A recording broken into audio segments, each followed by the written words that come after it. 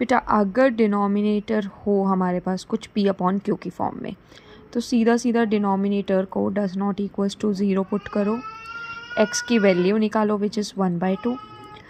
Domain के लिए हम सीधा सीधा क्या करेंगे, रेंज में से ये 1/2 माइनस कर देंगे।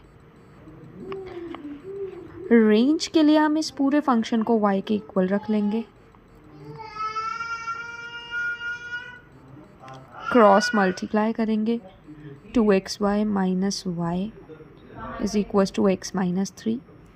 किसी भी तरह बेटा अपने को x की वैल्यू डिटेक्ट करनी है, तो ये माइनस वाई इधर ले आते हैं, x इधर ले आते हैं, so it becomes 2xy minus x is equal to y minus 3। We can take x common, so it becomes 2y minus 1 y minus 3। अपनी x की वैल्यू आ गई y minus 3 upon 2y minus 1। बेटा अब range के लिए अपने को सीधा सीधा इसे डज नॉट, इस डिनोमिनेटर को does not equals to 0 put कर लेना है, सो y की वैल्यू आ जाएगी 1/2। रेंज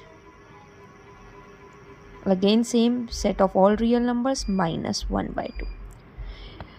डोमेन और रेंज निकालने के लिए अगर क्वेश्चन में डिनोमिनेटर कुछ है, डोमेन तो सीधा निकल जाएगी, और रेंज के लिए बेटा y के इक्वल पुट करके x की वैल्यू फाइंड कर लेंगे।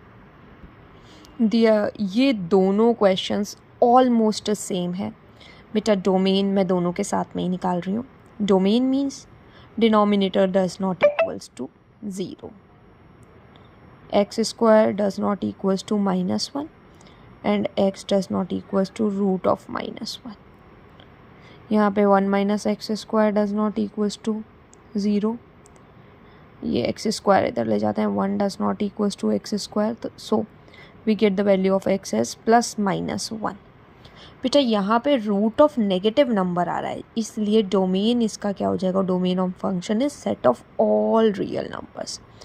और रेंज में क्या हो जाएगा, सॉरी इसमें डोमेन क्या हो जाएगा अपना, set of all real numbers -1 and 1, क्योंकि ये अपने पास आ रहे हैं बट यहाँ पे तो रूट नेगेटिव में हो रही है, इसलिए हम कुछ नहीं ले सकते, कुछ भी सब्ट्रैक्ट नहीं कर सकते। अब दिया रेंज के लिए वही काम, y के इक्वल पुट करो बेटा इसे, और x की वैल्यू निकालो, क्रॉस करेंगे, so y 1 + x² is equal to x², हो जाएगा y + yx² is equal to x², ये इधर ले जाते हैं, y is equal to x² minus y x², so y is equal to x² हमने कॉमन ले लिया, 1 minus y upon 1 minus y, ये अपनी x² की वैल्यू आ गई। दिया कोशिश करते हैं हम ये 1 माइनस वाई नहीं, वेरिएबल पहले लिखा हो फिर नंबर लिखा हो।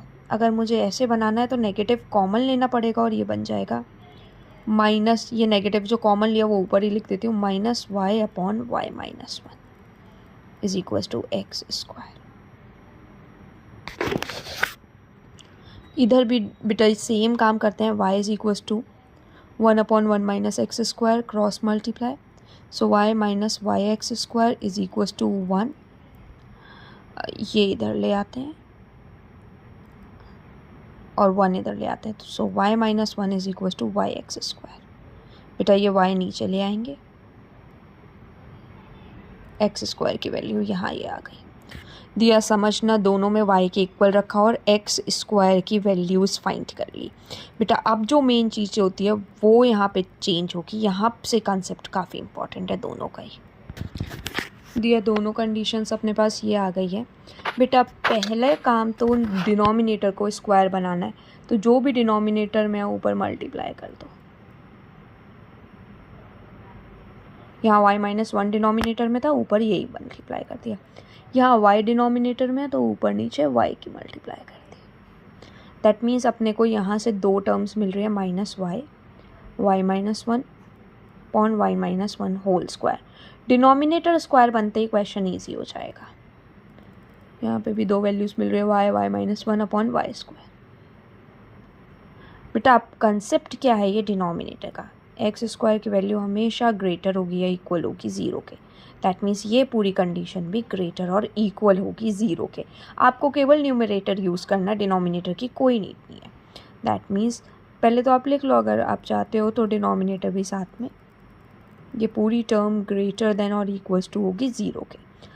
दिया अगर यहाँ नेगेटिव है तो बेटा सबसे पहले नेगेटिव हटाएंगे तो ये जो साइन है ना ये अपोजिट हो जाता है, ये बन जाएगा y minus 1 less than equals to 0। Denominator लिखने की कोई नीड नहीं है। यहाँ पे भी सेम यही काम करेंगे, एक्स स्क्वायर ग्रेटर देन और इक्वल्स टू 0 है तो ये पूरी टर्म भी ग्रेटर देन और इक्वल्स टू 0 हो जाएगी।